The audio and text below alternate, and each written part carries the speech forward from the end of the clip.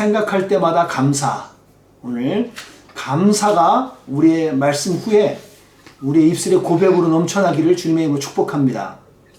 아멘. 요즘 우리가 주로 여러분이나 제가 요즘 많이 생각하는 게 무엇일까? 아마 거의 동일할 거라고 생각하는데, 우리의 평상시 아까 기도 우리 해마님 하셨던 것처럼 우리의 일상이 얼마나 감사한 건지를 이런 때가 되면 알게 되죠. 일상으로 회복을 여러분들 다들 기도할 줄 믿습니다. 그 평범한 게 단순히 먹고 마시고 배설하고 사람을 만나고 이럴 때 단순했던 모든 것들이 여러분 결코 단순한 게 아닌 거예요. 그게 참 하나하나 우리에게 은혜였던 것을 깨닫게 하시는 때인 것 같습니다. 생각을 많이 하는 시간이 같습니다. 생각할 시간이 많아요. 왜요? 혼자 있는 시간이 많고 보내야 될 시간이 많잖아요. 그때 여러분들 제가 한번 여러분에게 모두에게 한번 질문해 봅니다. 여러분 그렇게 생각할 때 항상 감사하는 것들이 어떤 것들이 떠오르시는지 한번 묻고 싶습니다. 어떤 감사들이 여러분은 떠오르세요? 혹시 불평이 떠오르진 않으신가요?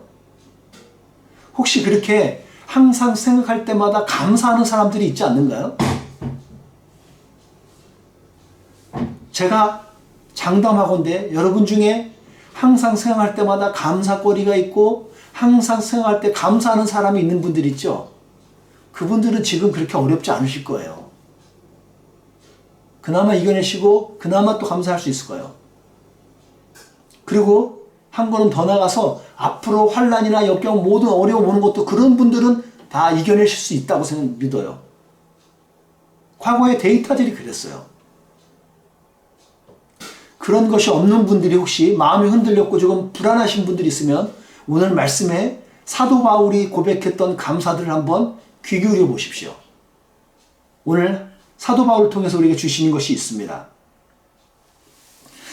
오늘 본문을 우리 여러분들 쭉 읽어서 알다시피 다 이해할 수는 없겠지만 그 안에 보면 사도 바울은 빌립보 교회 공동체를 생각할 때마다 라는 말을 써요. 빌립보 교회를 생각할 때마다 감사하대요. 자, 그럼 여러분에게 한번 물어봐요.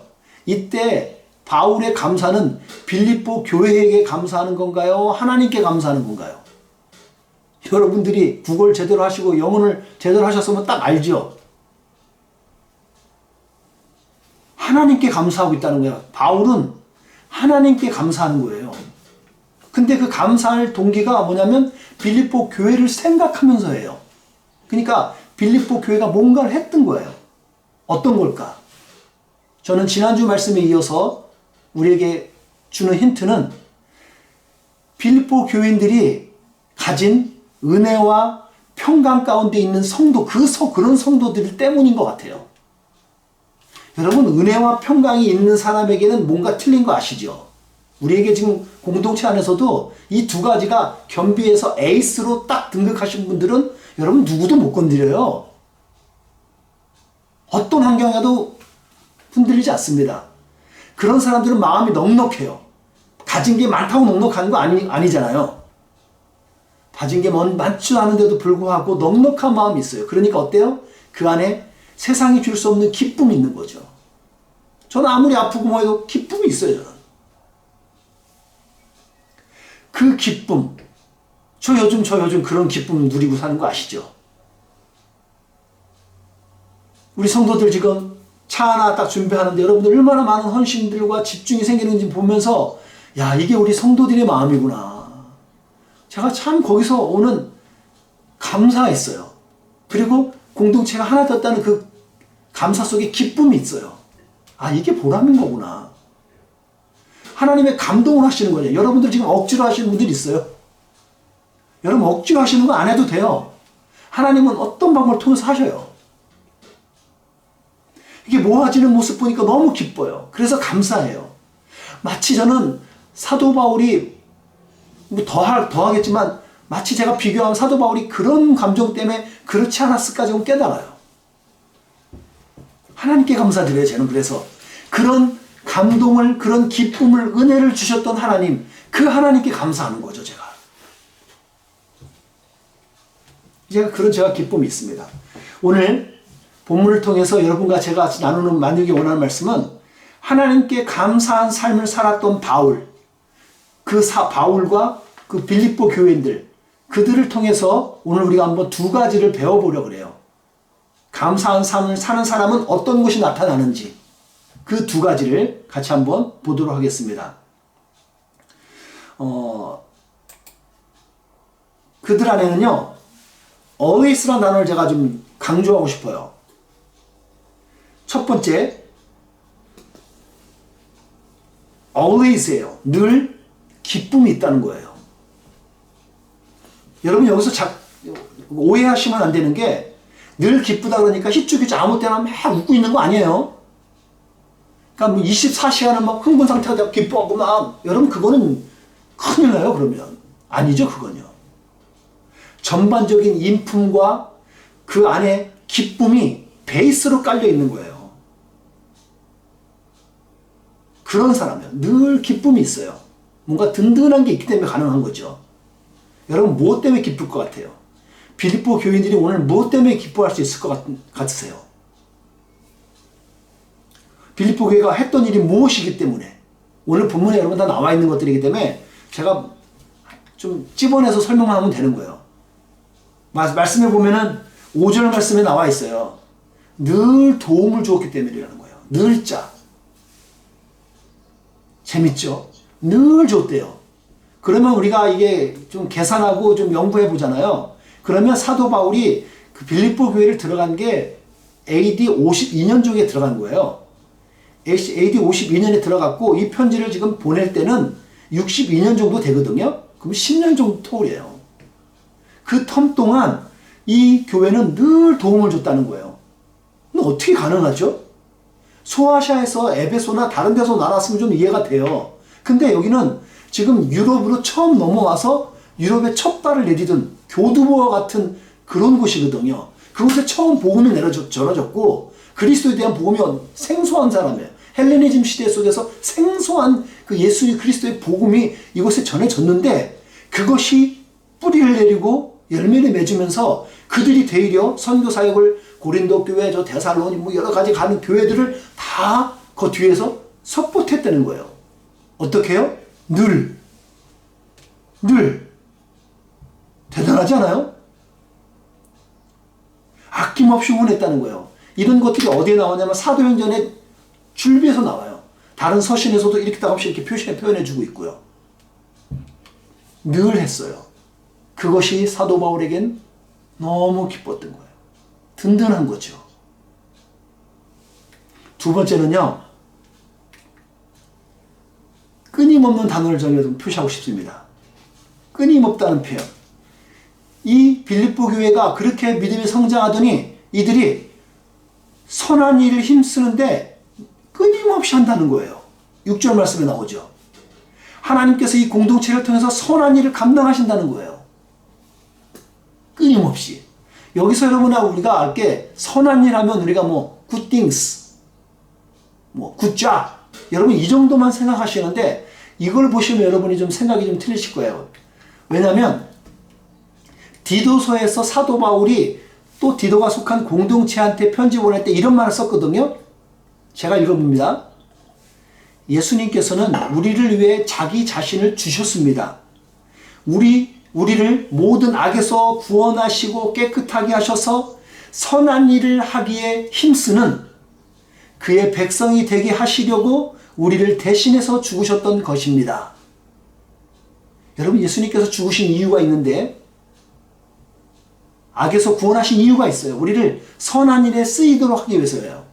그 선한 일은 우리가 흔히 말하는 좋은 일, 선한 일들도 있겠지만 여러분 영혼이 잃어진 영혼들, 죽어가는 영혼들, 불쌍한 영혼들, 하나님을 모르는 사람들, 천국 가지 못하는 영혼들, 그들을 구원하는 일도 선한 일에 거기에 지금 더 포인트를 두고 있다는 사실을 기억하셔야 돼요.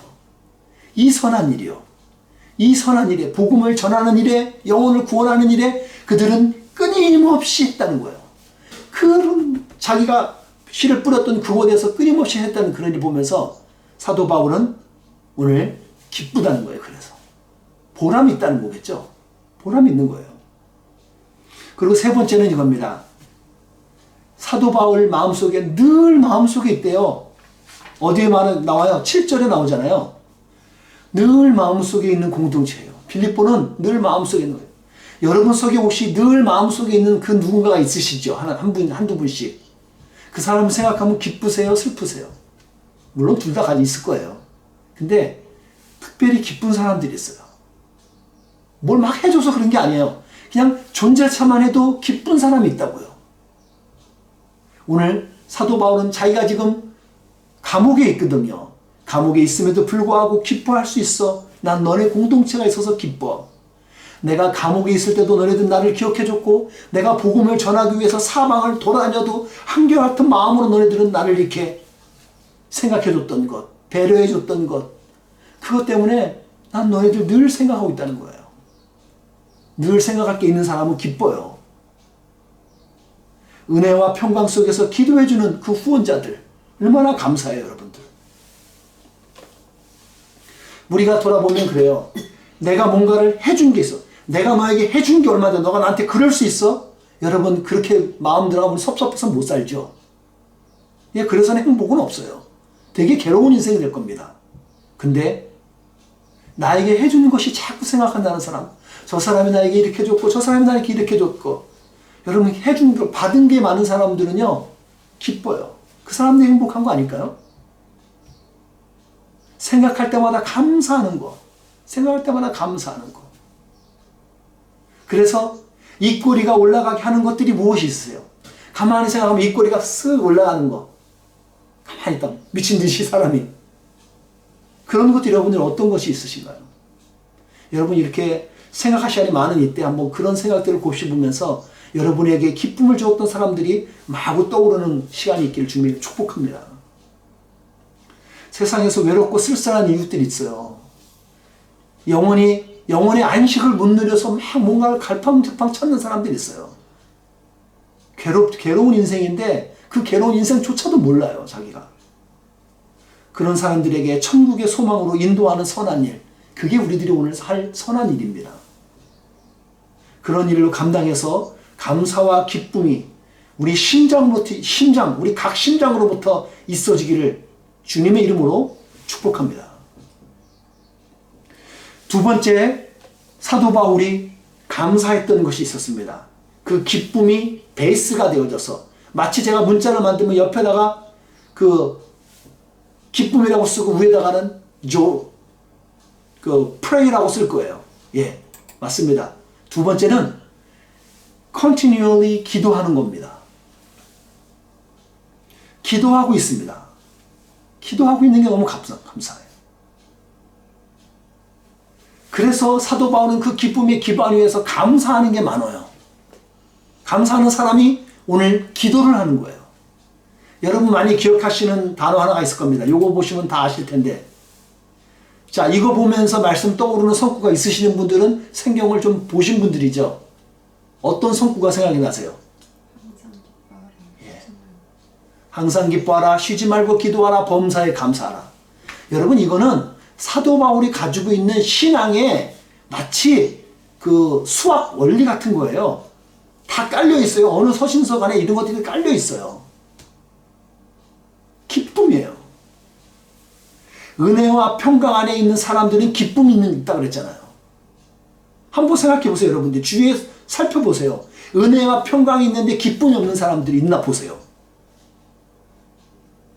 그 기쁨이 있는 사람에게 감사가 지극히 당연한 게 아닐까요?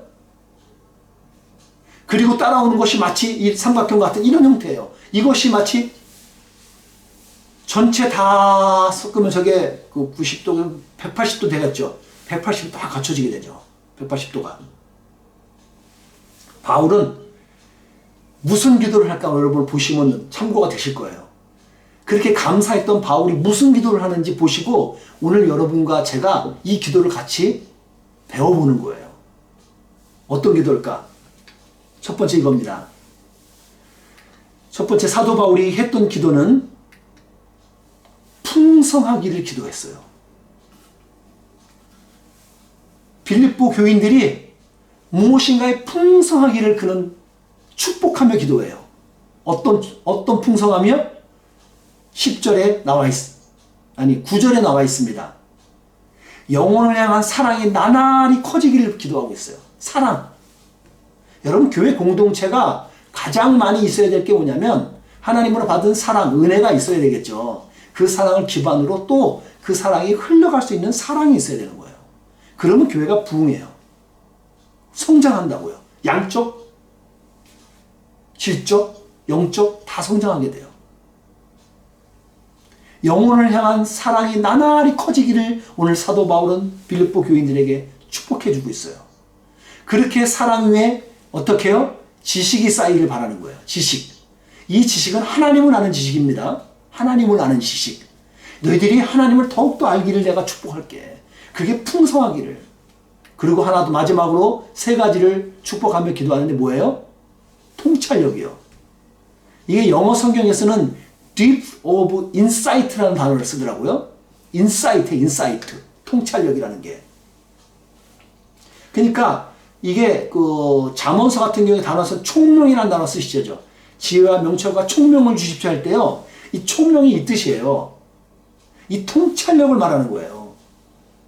사람이 아무리 머리가 막 배우는 거 많고 머리가 좋아서 암기를 다 해도요. 이 통찰력이 없으면 또 그 사람 빠지게 돼요. 예리한 눈을 말하는 거거든요. 아주 예리한 샤프한 것 같은 그 눈, 그 통찰력을 여러분에게 주시라는 거예요. 여러분 이걸 왜 구했을까요? 이것이 풍성해야 될 이유가 있습니다. 이것 때문에 그렇습니다. 분별력이요. 10절 말씀에 나와 있는 이야기예요. 분별력이 있어야 된다는 거예요. 어떤 분별력이요? 선과 악을 구별하여 선한 일을 선택할 수 있는 분별력이요. 여러분도 오늘 보시면 있을까요? 오른쪽 왼쪽에 선과 악이 있어요. 여러분들이 둘 다 모르시는 게 아닐 거고 모르지 않을 거라고요. 근데 우리가 어떤 순간에 내가 뭐 이렇게 헷가닥해서 내 이익 때문에 뭐 때문에 내가 이걸 선택할 때 왼쪽을 선택할 때도 있단 말이에요. 근데 그때는 하나님 주신 분별력이 분명히 있어야 돼요. 사랑과 지식의 베이직을 둔 그 통찰력을 가지고서 분별하는 거예요. 분별하는 것. 이 단어를 좀 보면, 이 단어를 여러분들 좀 보시면 좀 더 긴밀하게 와닿을 수가 있는데, 도키마조라는 단어가 있어요. 이게 제가 오래전에 헬라어는 공부해서 제가 알기는 있는데, 도키마조 그런 말이 아니라 도키마조. 이 단어가 뭐냐면 뜻이 시험하다, 증명하다라는 뜻을 갖고 있는 단어예요. 근데 이것이 다른 성경에 이렇게 쓰이는 것을 사도 바울 썼던 용례를 보니까 이렇게 항상 써요. 그러니까 행동의 주체가 자기예요. 능동태라는 단어를 쓰는데, 그래서 내가 범사에 헤아려. 그러니까 내가 헤아리는 거예요. 내가 어떤 모든 일에 범사에 헤아려 보는 거예요. 그걸 시험해 본다는 거예요. 이것이 하나님의 뜻일지 맞을지 옳을지 그를지를 헤아려 보는 거예요. 그리고 자신이 살펴보는 거예요. 그것이 바로 그렇게 시험하고 그런 다음에 증명이 되어지는 것. 그게 도키마조인데 그게 분별력이라는 거예요. 신중하게 생각해야 된다는 거예요. 그리고 행동해야죠. 여러분들이 우리 성도들이 저도 마찬가지로 사도 바울의 기도 제목하고 동일한 마음이 있죠. 여러분에게. 우리 성도들에게 이렇게 분별력을 갖게 그래서 이 세상을 잘 구별할 수 있게 하나님 도와주십시오. 제가 기도하는 바죠. 사도 바울이 오늘 빌립보 교회에게 그렇게 기도하고 있는 거예요. 여러분 오늘 특별히 우리 삶에 적용해 보는 부분이 뭐냐면 아시려나 모르겠지만 지금 이 코로나가 오기 전에도 어떤 부분에서는 누군가는 조만간에 우리 전 세계적으로 어려움이 올 겁니다 라는 사람을 예언한 사람들이 있었는데 진짜 터졌거든요. 근데 더 심각한 건 뭐냐면 그런 루트에서 또 지금 얘기하는 게 여러분 내년에는 더 위협적인 것이 올 수 있다고 지금 흉흉한 소문이 돌고 있어요. 이거보다 더 위협적인 것은 뭐가 있을 것 같아요? 여러분 저는 그게 맞다고 생각하는 게 아니라 그런 시대를 보고 있기 때문에 우리가 분별력 있게 오늘 기도하고 근신하고 깨어있지 않으면 이 시대에 우리는 완전히 현혹될 수밖에 없는 존재들이라는 것. 그렇기 때문에 기도해야 된다는 거예요. 특별히 지난 한 주간 제가 여러모로 바빴던 것이 있었습니다. 한국은 차별금지법 때문에 지금 난리죠. 여러분 이건 악법입니다. 저는 적어도 제가 생각할 때는 악법입니다. 이 나라는 어때요? 혐오 발언 금지법 나왔던 거 아시죠? 그래서 사람들이 막 청원을 넣었었죠. 또 하나 이번에 법안 상정됐던 게 우리 단톡방에서 여러분 공지했듯이 뭐예요? 전환치료 금지법. 10살, 12살 아이들이 성적인 정체성이 와갖고 그들을 성을 그냥 딴 데 가겠다는 거를 다시 바꾸는 걸 못하게 법으로 바꿔버리는 이런 악법들. 여러분 이것이 지금 막 법화돼서 제정되고 있는 시대예요. 이게 발의가 되면 말이 되냔 말이에요. 저는 그래서 우리 교회도 썸미션을 냈고요. 우리 교회 우리 오클랜드의 목회자 협의회 그 단체가 있는데 한 70여 명이 70개가 됩니다. 그 교회에다가 막 저도 쫄라갖고 그래서 우리도 그 오한협에서 그 냈어요. 썸밋을. 근데 하도 사람이 자청하는 사람이 없어갖고 얼떨결에 제가 거기다가 거기다가 발표하는 스피치 하는 사람으로 제가 되었어요. 여러분 지금 기도해 주셔야 되는 게 이번 주 수요일 날 11시 한 40분 정도에 나라에서 지금 돌아다니면서 그거 해주고 있는데 10분 동안 저에게 시간을 줬습니다. 우리 오한협이라는 단체에다가 시간을 준 거죠. 10분 동안 발표할 텐데 여러분들 기도해 주셔서 지혜롭게 떨지 않고 담대하게 뭐 떨 이유도 솔직히 저는 없어요. 우리가 이거에 대해서 진리를 말해야 되는데 목사가 돼서 그것도 못하면 저는 그건 아니라고 생각해요. 예, 기도해 주시고요. 이런 거에 대해서 그게 동성애법처럼 통과될지라도 저는 그때까지 끝까지 싸우고 찍소리도 못하고 죽을 수는 없어요. 여러분 이런 시대를 살고 있어요. 말도 안 되는 것들이 법화되고 있는 이 시대를. 이 시대는 우리가 특별히 분별력을 우리에게 요하는 시대인 것 같습니다. 저를 비롯해서 우리 공동체 안에 하나님이 주시는 분별력이 있기를 저는 오늘도 기도합니다. 여러분도 같이 기도하시기를 도전합니다. 여러분들 수많은 사람들이 수천 명의 사람들이 막 그 복음 총알을 막 쏴대도요. 미사일 한 방이면 끝나는 거예요. 그게 마치 법안 같은 거예요. 법안 하나가 그렇게 통과돼 버리면 수백 발 수천 발의 총알이 의미가 없어요. 못 싸워요. 여러분들 기억하시나요? 저 중국 땅에 어렵게 복음이 들어갔어요. 우리 선교사님도 수없이 들어갔거든요. 그리고 교회도 많이 생겼다는 건데 지금 나라의 공산당 하나가 정부에서 지금 깨부시니까 어때요? 중국의 기독교는 참 없어져버렸어요. 전멸됐다고요. 무서워요 이게.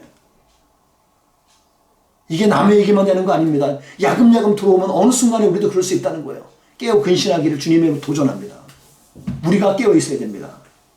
마지막입니다. 마지막으로 사도 바울이 간절히 기도하는 건 뭐냐면 의의 열매가 있기를 기도하고 있어요. 11절에 나와 있습니다.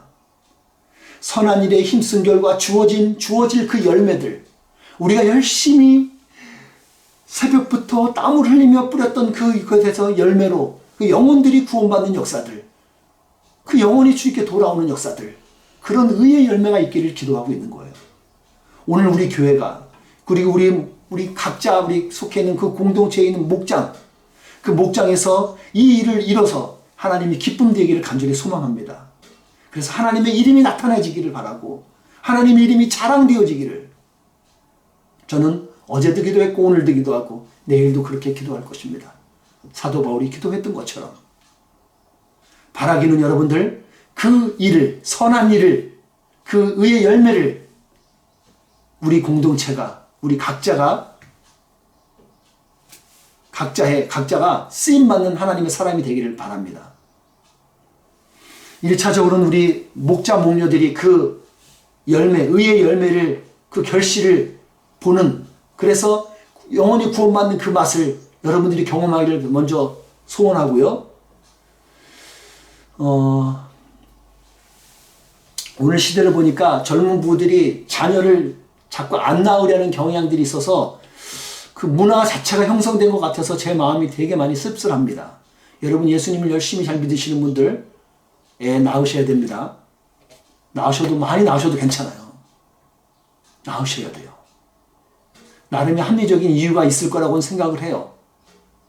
하지만 자신의 자녀를 낳고 키워본 부모들이 한결같이 고백하는 게 있는 거 아시죠?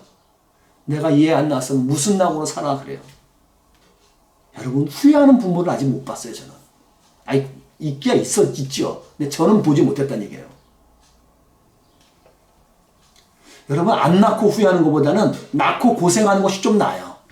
왜요? 그 인생 가운데 보람이 있거든요. 그 열매가 있거든요. 여러분 저는 지난주에 제 생일이었잖아요. 뭐 자랑 겸 할게요.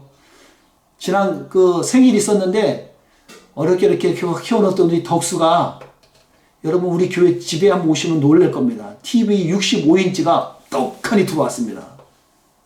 예. 보람이 있어요. 아버지를 생각하는 그 아들의 마음이 있단 말이죠. 여러분의 자녀도 마찬가지일 것이고요. 보람은 반드시 있습니다.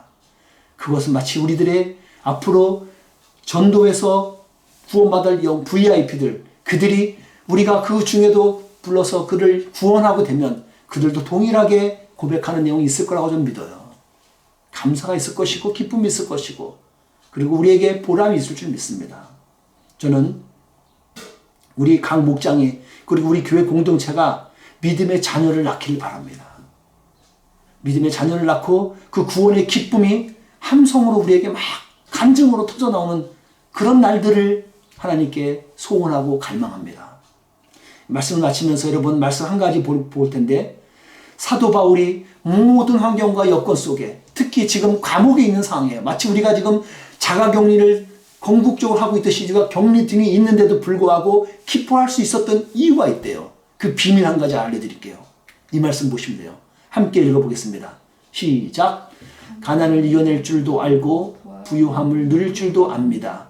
배부를 때나 배고플 때나 넉넉할 때나 궁핍할 때나 어떤 형편에 처해서도 기뻐하고 즐거워합니다. 이게 뭐예요? 사도 바울은 자족이라는 단어를 썼어요. 내가 모든 상황에 있을 때 자족한다는 거예요. 여러분 오늘 나에게 현실에 있는 것 감사하십시오. 오늘 나에게 있는 우리 현재 공동체 한 사람 한 사람에게 감사하는 은혜가 있기를 바랍니다. 그게 은혜이고 그것을 누릴 줄 아는 게 평강인 줄 믿습니다. 오늘 한 주간도 이런 기쁨 안에서 사도 바울처럼 감사하는 한 주간이 되어지기를 주님의 이름으로 축복합니다. 아멘.